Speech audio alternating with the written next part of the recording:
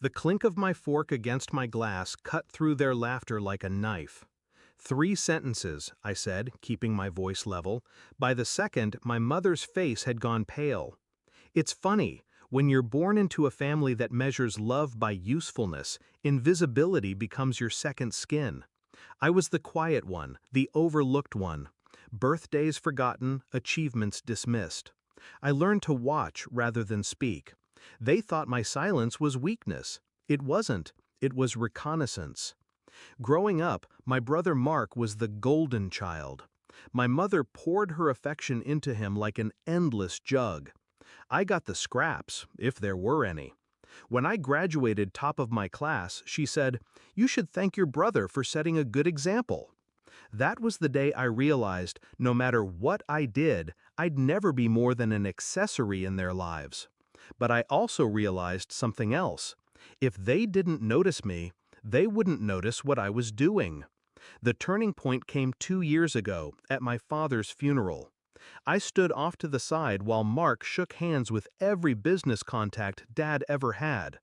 My mother stayed glued to her phone, already talking about selling the dead-weight properties. One of Dad's old friends, a man named Reynolds, pulled me aside. "Your father left a few things, sensitive things. You're the only one I trust with them." In that folder was the blueprint for my revenge. Bank records, quiet investments, deeds, and more importantly, the passwords. Dad had kept a substantial portfolio in my name. My mother and brother didn't know. They thought I had nothing. For months, I played my role, the forgotten one.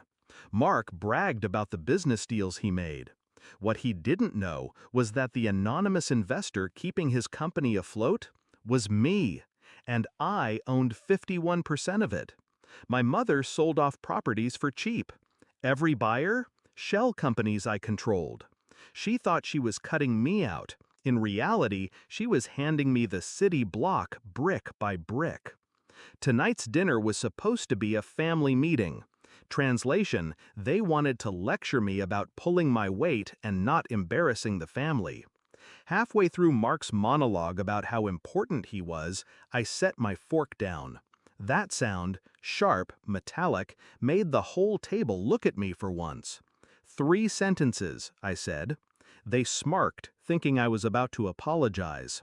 First sentence, "Mark, as of this morning, I sold my controlling interest in your company to your competitor." His laugh died halfway. He blinked like he didn't understand English. Second sentence, "Mom, those properties you sold for pennies?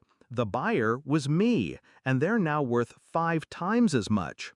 Her knuckles whitened around her wine glass. She stopped breathing for a second.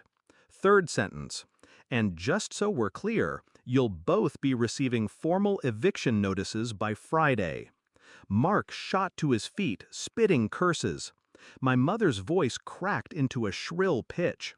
They threw accusations, insults, anything to claw back control. But control was already mine.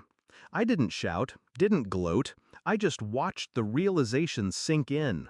The dawning horror that the nobody they ignored had been dismantling their kingdom piece by piece. Mark's company was already signing new contracts under his rival's banner.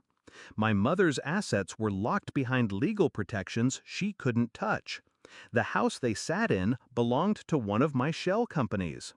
As I stood to leave, my mother's voice trembled.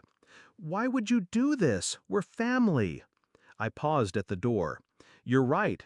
We are family. That's why I let you keep the cars." I walked out into the cool night air, the city humming with life around me. For the first time, I didn't feel invisible. I felt inevitable. They'll spin their stories, paint me as the villain. That's fine. Villains don't need permission to win. They taught me I didn't matter. Now they live in a world I own. And I'll be honest, being a nobody is the perfect cover to become someone unstoppable.